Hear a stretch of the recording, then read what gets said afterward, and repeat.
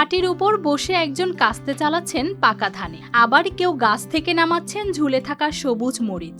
একটু দূরে মাটির গায়ে ছড়িয়ে আছে বড় বড় মিষ্টি কুমড়া, পাশেই সারি ধরে দাঁড়িয়ে ভুট্টার গাছ। এই দৃশ্য এখন আর নতুন নয় বগুড়ার সারিয়াকান্দির চরাঞ্চলে। একসময় এসব জমি বছরের পর বছর পড়ে থাকতো অব্যবহৃত।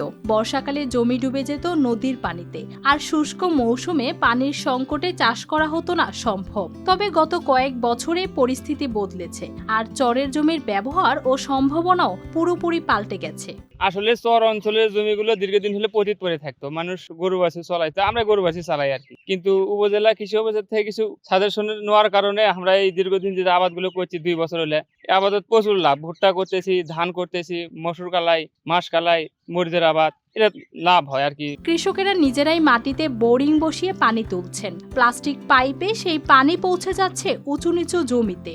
নদী বয়ে আনা উর্বর পলিমাটির সঙ্গে সেচের পানি মিলে জমি এখন ফসলের শক্ত ভরসা। এগুলো আবাদ করতে পারছেন, চরের জমি পতিত পড়ে থাকছো। যখন স্যালো মেশিন আলো, স্যালো মেশিন আসে আমাদের সেচের ব্যবস্থা হলো, তখন এই পতিত পড়া জমিগুলো আমরা ফসল ফলাইয়া ভালো লাভবান হচ্ছে। সেচের ব্যবস্থা যেহেতু আমরা যখন মনে করেছি তখনই সেচ দিতে পারতেছি এই স্যালো মেশিনতে। কেউ নিড়ানি দিচ্ছেন, কেউ পরিপক্ক মরিচ তুলছেন, কেউ বা প্রস্তুতি নিচ্ছেন ভুট্টা কাটার। আগে এই চরগুলোতে শুধু কাউন বা বাদাম হতো, এখন মরিচ, ভুট্টা, মিষ্টি কুমড়া করে ভালো লাভ হচ্ছে।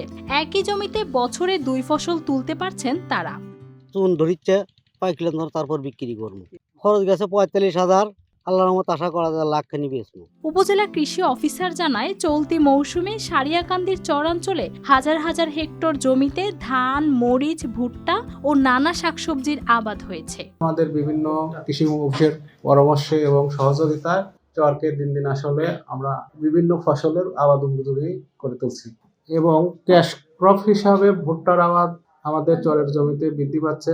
8,650 হেক্টর জমিতে আমাদের লক্ষ্যমাত্রা ধরা হয়েছে। এ পর্যন্ত আমাদের ভুট্টার উৎপাদনে অর্জিত হয়েছে 7,376 হেক্টর জমিতে। এই জমিগুলো শুধু কৃষকের আয় বাড়ায়নি, এতে কাজ পাচ্ছেন স্থানীয় যুবকরাও। News desk, RTV।